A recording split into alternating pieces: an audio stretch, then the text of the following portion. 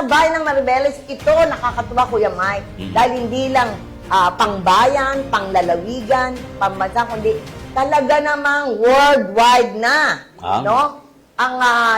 Yung magiging known ang lalawigan ng Bataan at bayan ng Maribeles. Yeah, dahil dyan. Dahil ang Maribeles National High School Poblasyon ay nakasama sa top 10 finalists for World Best School Prize 2025.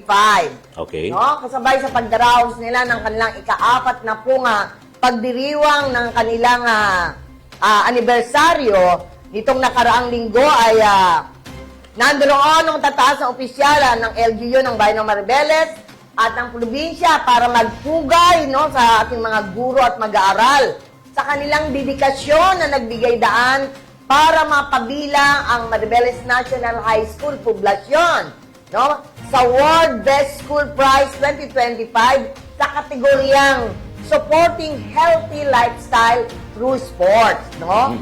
Napasali sa shortlist ng isang international giving body, no? Ang Maribeles National High School Poblasyon dahil sa programa nilang Changing Lives Through Sports na sinimulan pa nila noong taong 2025 na ngayon ay nare-recognize na, Kuya Mike. Wow, okay. Ayon kay Mayor AJ Concepcion, malaki ang naging rolo bahagi ng LGU Maribeles dahil sa nasabing programa, dahil 100% ang binigay lang suporta dito sa pagkakaloob ng mga pagpapagawa ng pasilidad, pagkakaloob ng mga equipments, mga intensive training at allowances, lalo pat may sasalihan silang mga kompetisyon.